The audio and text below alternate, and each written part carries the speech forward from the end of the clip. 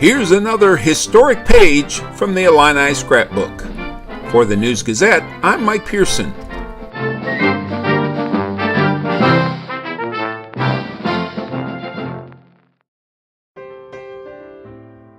When he was young, Gene Vance admits that he never once doubted that one day he'd wear an orange and blue uniform for the University of Illinois. Growing up in nearby Clinton, Illinois, he earned a lifetime of fame as a member of the legendary Whiz Kids basketball team of the 1940s. Playing on back-to-back Big Ten championship teams for Illinois in 1941-42 and 42-43, Vance fondly remembers those special times with Coach Doug Mills and his teammates. In an interview conducted in 1993, he talked about that team. Doug he worked us. We ran a lot. We spent a lot of time on defense, which a lot of kids, it's easy to shoot the ball, but it's tough to play that defense. And we ran. And I think we were way ahead of our time in terms of the fast break phase of the game, because we'd get the ball and just go. You got to remember, there's only 4 fouls in, and you had to be careful if you wanted to play the whole ball game. But he worked us, and I think he meshed us together, and it was a tough situation bringing in, because I know our captain, my sophomore year, Bill Hocking, did not get to play.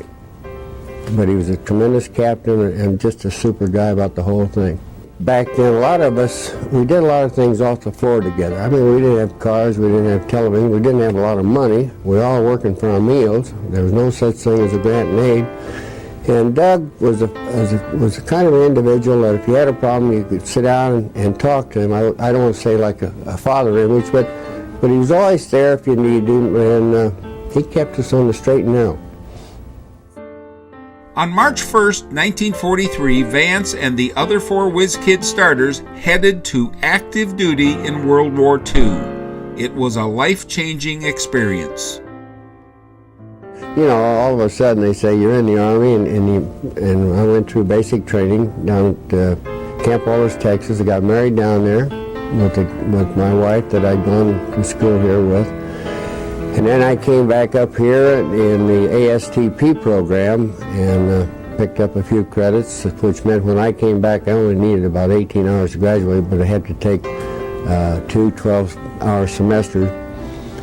And then I went to OCS, got my commission in 1944, and then they combined 2 regiments at Fort Benning and shipped us overseas.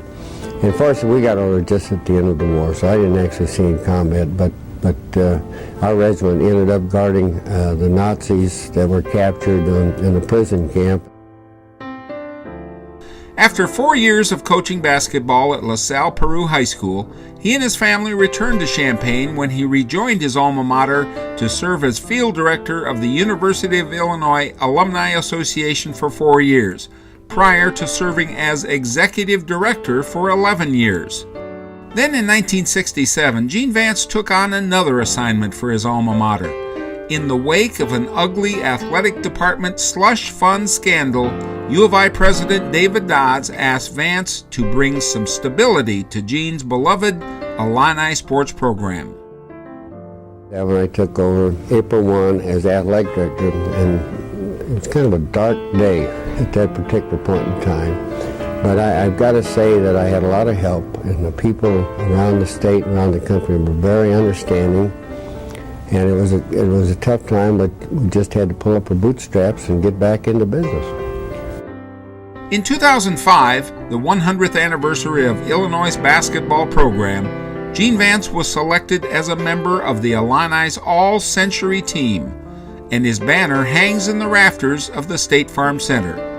He died in February of 2012, just 9 days shy of his 90th birthday.